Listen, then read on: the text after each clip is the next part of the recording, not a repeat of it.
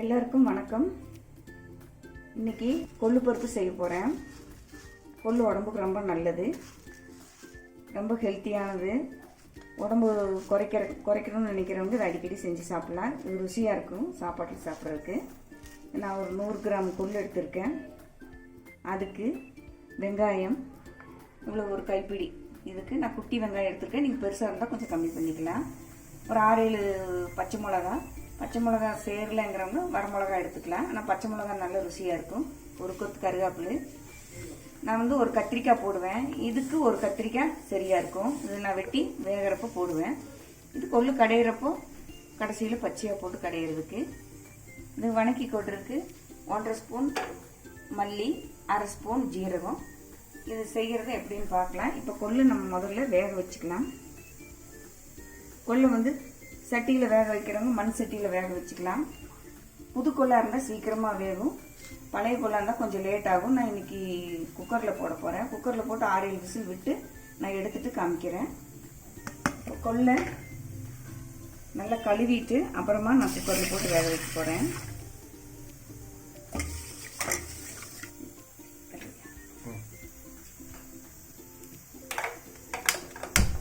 இப்போ குக்கரில் கொள்ளு போட்டு வச்சுட்டேன். தண்ணி ஊற்றி தண்ணியை ரசத்துக்கு வடிச்சுக்கலாம். லைட்டர் போட்டு ஒரு 7 விசில் விட போகிறேன். விசில் வரட்டும், அப்புறம் பார்க்கலாம். கொள்ளு வெந்துடுச்சு. நான் 7 விசில் விட்டு 2 கொதி கொதிக்க வச்சு எடுத்திருக்கேன். நல்லா கொதிச்சதுன்னா அந்த தண்ணி கலர் நல்லா ரெட்டாக வரும். இன்னும் கொஞ்சம் கொதிச்சா நல்லா வரும். நான் இப்போ எடுத்துடுறேன். ரசத்துக்கு தண்ணி வடிச்சிட்டு மறுபடியும் நம்ம பருப்புக்கு வச்சுக்கலாம்.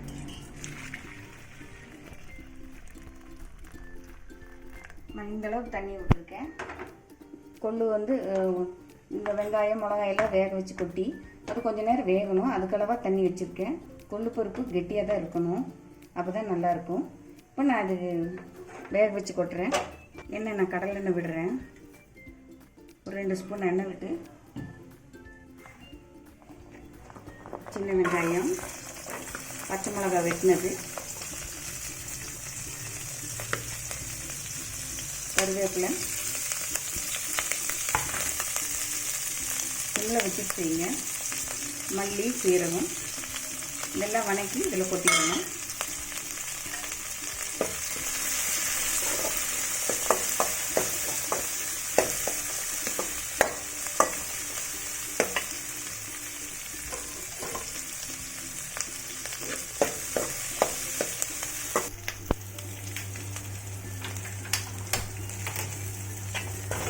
பாருங்கள், நல்லா வறுபட்டுருச்சு.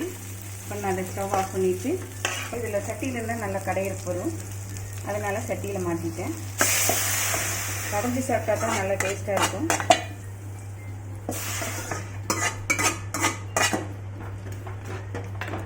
பாருங்கள், இது ஒரு 2 கொதி கொதிக்கட்டும். இறக்குறப்போ உப்பு போட்டு எடுத்துக்கலாம். அப்போ தான் கடையணும்.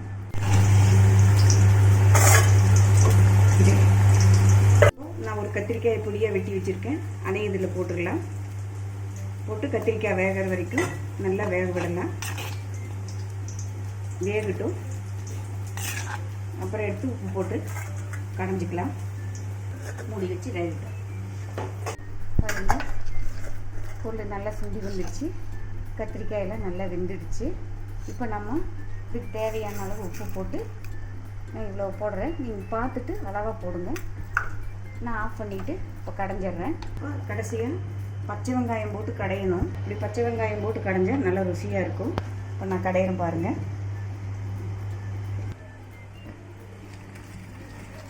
இப்படி கடைங்க. இன்னும் நிறைய இருக்கிறவங்க கடையிறக்கு வரலைங்கிறவங்க ஆட்டுக்கல்லில் போட்டு ஆட்டிக்கலாம். வெங்காயம் பெருசாக இருந்தால் தட்டி போட்டுக்குங்க, உங்களுக்கு ஈஸியாக இருக்கும். நான் இப்படி கடைஞ்சிக்கிறேன்.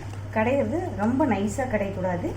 இப்படி இந்த மாதிரி கொஞ்சம் குறையாக தான் பண்ணணும். அப்போ தான் நல்லாயிருக்கு சாப்பாட்டுக்கு. வலுவலுன்னு கடைஞ்சால் ஆட்டினாலும் சரி நல்லா இருக்காது. இதுதான் கரெக்ட் பதம்.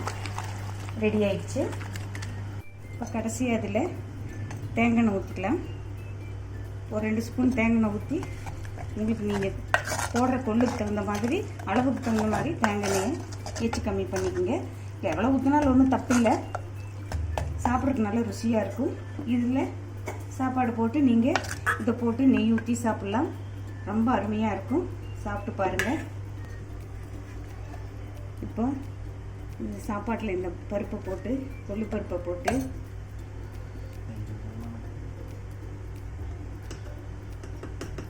சாப்பிட்டு பாருங்கள். உங்களுக்கு ரொம்ப பிடிக்கும். நல்ல ருசியாக இருக்கும். இது பச்சை மிளகாய் போட்டு செஞ்சால் நல்ல ருசியாக இருக்கும். காரசாரமாக செஞ்சால் தான் நல்லாயிருக்கும். பச்சை மிளகாய் சேராதவங்க வரமிளகா போட்டுக்குங்க. நீங்கள் சாப்பிட்டு பார்த்துட்டு பிடிச்சிருந்தா சப்ஸ்கிரைப் பண்ணுங்கள், லைக் பண்ணுங்கள், ஷேர் பண்ணுங்கள், நோட்டிஃபிகேஷன் பெல் அழுத்துங்க. நன்றி.